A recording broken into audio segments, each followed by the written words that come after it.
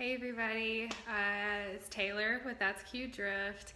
I haven't really done a video in a while, I guess. Been kind of busy with all the traction optional stuff and getting my car ready kind of for the season. I have a lot of changes coming up and I have a lot of events actually. We just had one on Friday for 420. And next weekend we've got Traction Optional's first drift clinic ever, and I'm really stoked about that. We got 10 drivers signed up, and hopefully a couple more will be kind of last minute. We're super stoked about that. And then in 2 weeks I've got the Drift Kitchen's all-female drift clinic in Thompson, Connecticut. So I will be flying up there and driving Alexis's car, I believe. I'm just grateful for the opportunity to be able to come and shred with you guys and like girls, I guess, and hopefully get to meet some rad ladies that are learning or have been drifting for a while.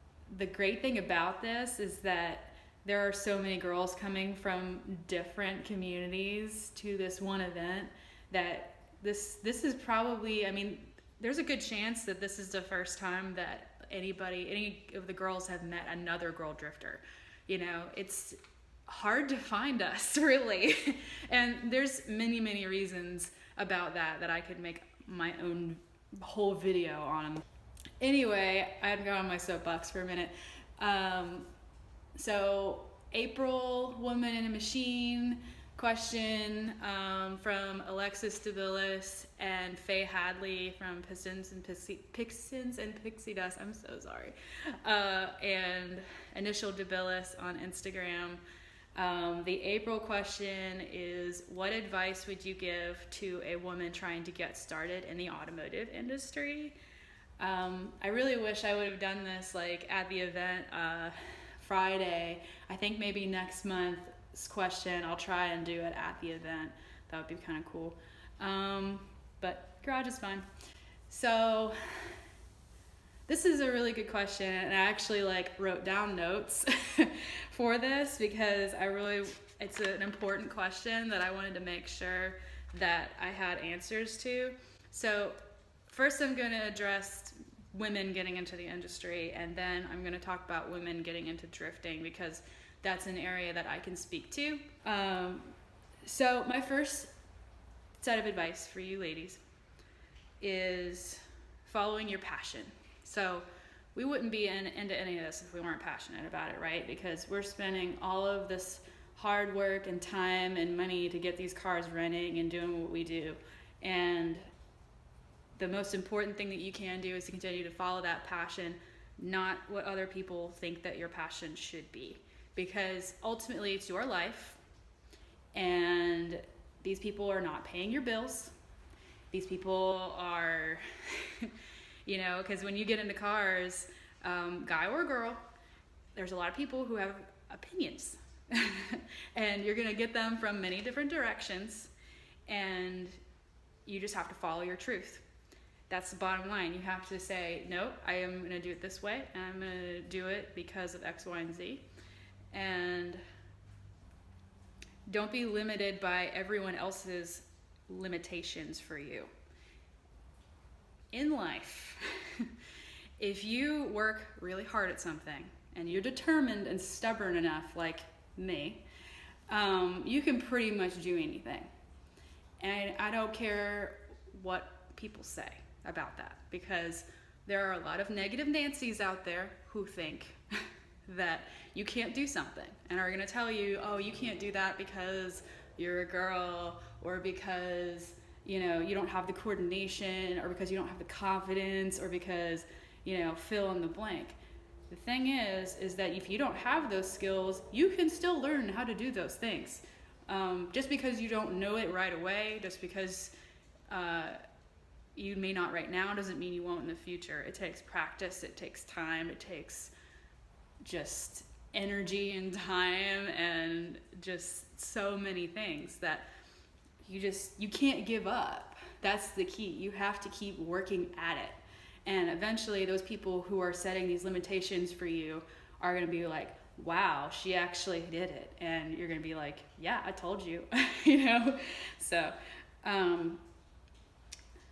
research, discuss, execute. So, whenever you're looking into like working on anything on a car, whether it's suspension, whether it's drift setups, whether it's like you're slamming your car and you want to know about like, I don't know, different suspension for lowering your car, track use, track road racing versus drifting versus autocross, just different types of racing, different types of cars, American, Japanese, whatever. Research it. I always tend to Google something before I go and ask everybody about it, because what ends up happening is, this is girls and guys, people will chime in and will say, will question your decision to do something. And you have to say, okay, well, I'm doing this thing and I need help finding this part or finding a tutorial on how to install blah, blah, blah. And a lot of times it turns into, why are you doing that? You shouldn't do that. All of a sudden everyone becomes kind of an expert sometimes.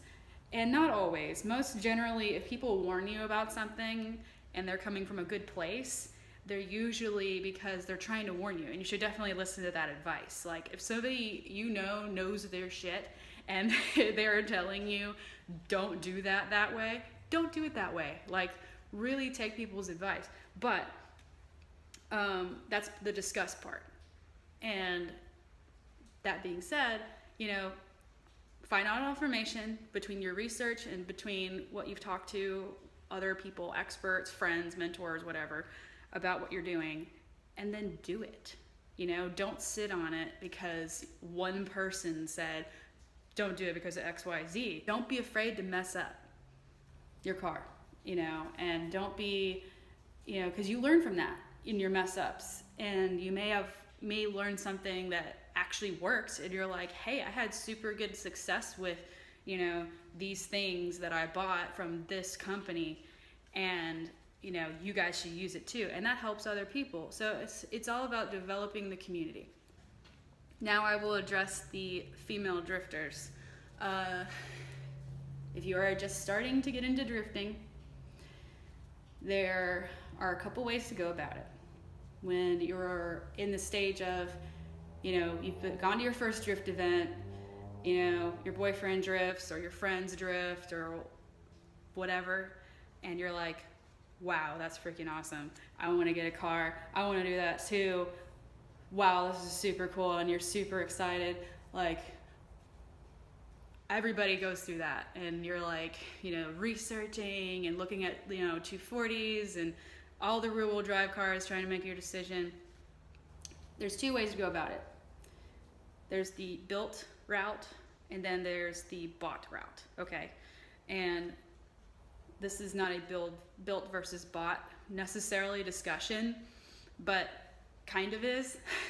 So you have one person who has decided, Alex, my friend Alex, who's part of That's Cute, she is part of the, I would say, built category, because she bought a car that was either not running or a shell. I can't remember exactly right now, Alex, so forgive me. But she has chosen to, build it piece by piece, and she's been doing this for over a year now. And she's, this is gratifying for her, and for some of you it might be, to start from the beginning where the car is kind of like not running or a shell or that kind of thing, and it's like you build it up to where you want it to be. There's something to be said for that, and there's nothing wrong with that. It's just going to take time to do. You may not, depending on your time frame and what money you have invested in it, it may not be the best route. In my case, I got really lucky. My car was pretty much set up already to drift, had been drifting before, and had a harness bar and coilovers, and was pretty much ready to go for the most part. And he did a few little things. So, that's kind of the bot part. It's like, how fast do you want to get into drifting? How fast do you want to be on the track getting seat time? Because that really will make your decision on how much money you're going to be spending in the long run.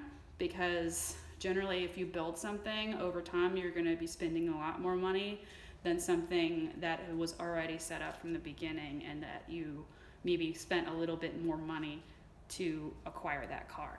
So really, it just depends on what your goals are and when you would like to start drifting and when you want to start learning and that kind of thing, and just where your goals are with your car in general.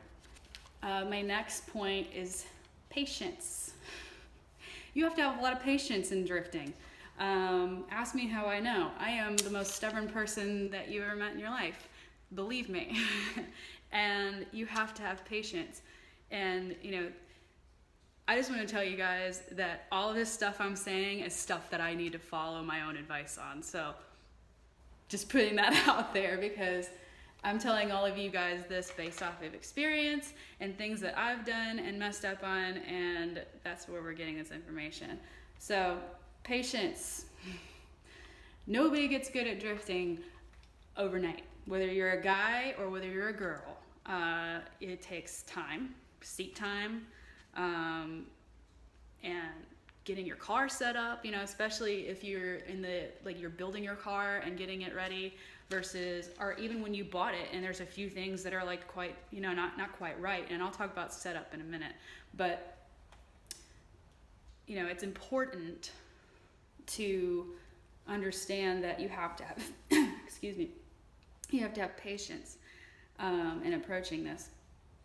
And some advice that I got that was really helpful was when you approach an event, you work on one or two things per event and you try to master those things. Don't try to do everything right the first time, or else you'll be a master of none, essentially, and you won't progress nearly as fast as maybe somebody who worked on one section of the track and just really mastered that. And throwing, you may want to practice throwing the car's weight around, weight transfer. You may want to practice initiating one event. Just build on those skills. So work on one or two things, try to master those, move on to the next thing. Advice from others. So you have to listen. Again, speaking to myself as well as you, when people give you advice, because they will, because ultimately drifting is a community. We all want to see each other not suck, and we want to see each other get better at drifting. And there will be, probably 50 different people coming up to you at the start line and saying, you need to go faster, you need to, initiate here, you need to clutch kick here, you need to do this, this, and this, and you need to go adjust your tire pressure to blah, blah, blah, it'll help you. All of this information can get very overwhelming very fast, but if you don't listen to any of it and try it and say, okay, well, I tried what so-and-so said and it didn't work, maybe I should initiate sooner or later, or vice versa. Or, just whatever advice that they give you, at least try it, because they're coming from a place where they were there before. Everybody starts at the same point you do. And if they're giving you this advice, it's because they experienced it and they're telling you, hey, you got to do this, this, and this to get better. But not everybody is going to drive the same as you. Every car is different. Every car is set up different for the most part. There might be little things that are different from one car to another, even if they're two, S13 240s, they may handle completely different. But everybody has a different driving style. People come from different backgrounds,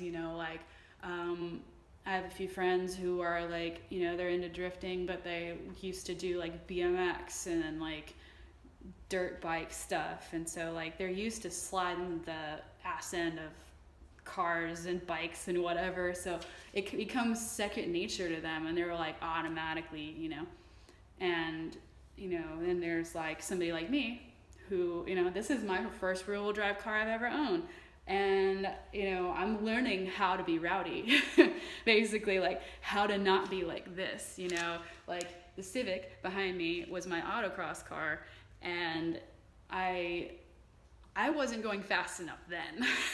I'm really not going fast enough now. So that's something I'm working on. But, autocross is very controlled. You follow your line and you're still like 10 and 2. Drifting requires upsetting the balance of the car and doing things that the car was not meant to do. So making the car break loose on purpose is kind of scary at first, and it's something you have to get used to. And different people will, it'll click for different people at different points. So, okay, so setup. Proper setup. Setting your car up correctly will make your bad driving actually make you into a good driver if it's properly set up. Like, nothing is worse than actually,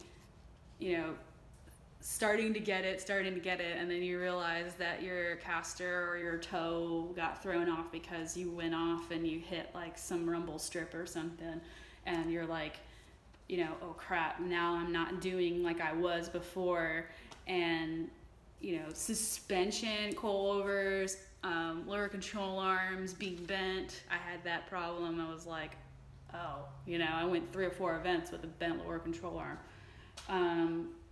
Just alignment, getting your car aligned properly, checking your alignment before every event,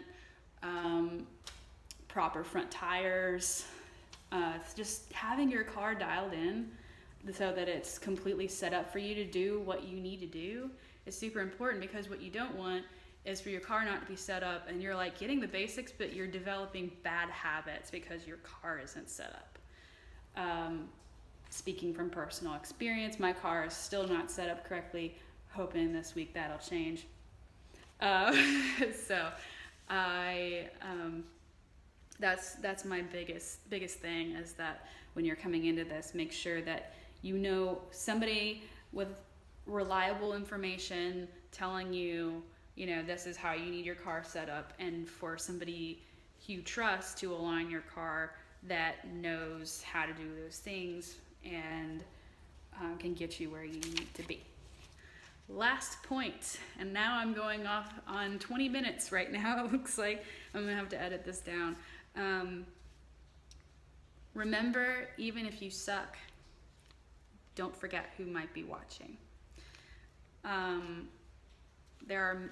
I see girls all the time show up at the track with their boyfriends or with their friends and stuff, and last couple events I've had them, a couple come up to me and just like, wow, that's a girl driving, like I didn't know girls drifted, or they're like, I want to do that, I want to get a car and do that, how'd you get started? And I love when girls come up and ask me that, of course, because there's just not enough of us, and we could debate all day long on the reasoning why there's not as many girls drifting.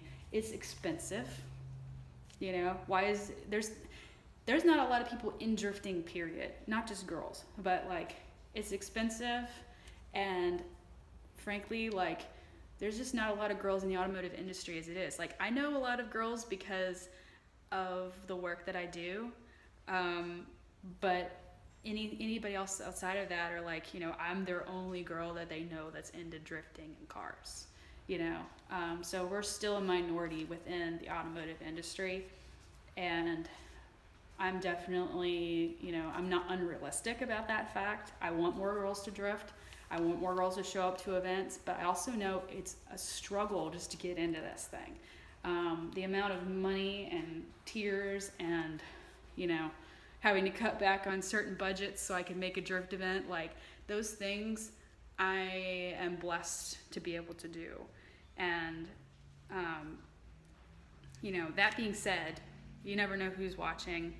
You never know who you're gonna inspire, 3 or 4 or 5 years from now when they, get some awesome job and they're finally can afford their drift car and they're like stoked to see you and they're like, oh, I remember when you were starting to drift and everything, and like I wanted to do that, and now I'm gonna like come to my first track day, and like that's super special, So when you're feeling down, when you're feeling like you suck all night and you're like, I don't want to do this anymore, maybe my setup's not right, and you're feeling super discouraged, like just remember that there's some girl on the sideline, or guy even, that's watching you do what you do, and they're seeing you improve. Even if you feel like you still suck, you might still be improving every event you get better. Like I look at some of my GoPro footage from my first 2 or 3 events, and I'm just like, oh my god, I could barely initiate. I didn't know what I was doing. My car wasn't set up right. Like I was just like,